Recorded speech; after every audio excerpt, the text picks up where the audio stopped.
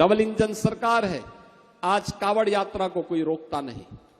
आज तो शानदार कावड़ यात्रा चल रही है। सुरक्षा सरकार उसके साथ खड़ी है, प्रशासन उनकी सेवा में खड़ी है, उद्यमी, व्यापारी और स्वयंसेवी संगठन उनकी सेवा के लिए खड़े रहते हैं। और मैं आज के इस अवसर पर जब कावड़ यात्रा प्रारंभ होने वाली है, मैं सभी कावड़ संघों से विनम्र अपील करूंगा। बहनों और भाइयों, मैं उनसे अपील करूंगा कि याद रखना, हम सब श्री राम के वंशज हैं, श्री कृष्ण के अनुयायी हैं और भोले शंकर के भक्त हैं। हम सब इस बात को ध्यान रखेंगे, राम की मर्यादा, कृष्ण की लीला और शंकर की समरसता और जीवंतता हमेशा हमें आगे बढ़ने के लिए प्रेरित करती है। जीवन में अनुशासन और धैर्य, ये हमारी सबसे बड़ी पूंजी होनी चाहिए। छोटी छोटी बातों को लेकर के कहीं हुड़दंगई नहीं होनी चाहिए।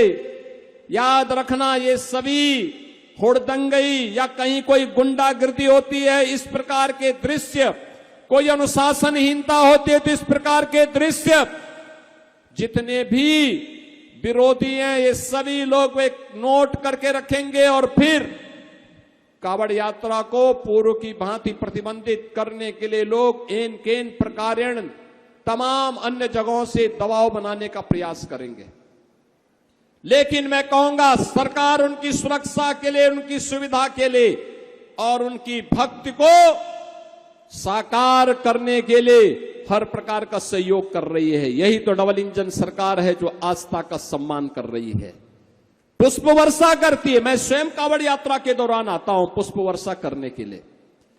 लेकिन बहनों और भाइयों, हम लोगों को उस मर्यादा को समझना होगा जो इस यात्रा की, कावड़ यात्रा की गरिमा को बढ़ाएगा, कावड़ यात्रियों के साथ लोगों के उस प्रगाढ़ प्रेम को व्यक्त करने का एक माध्यम बनेगा।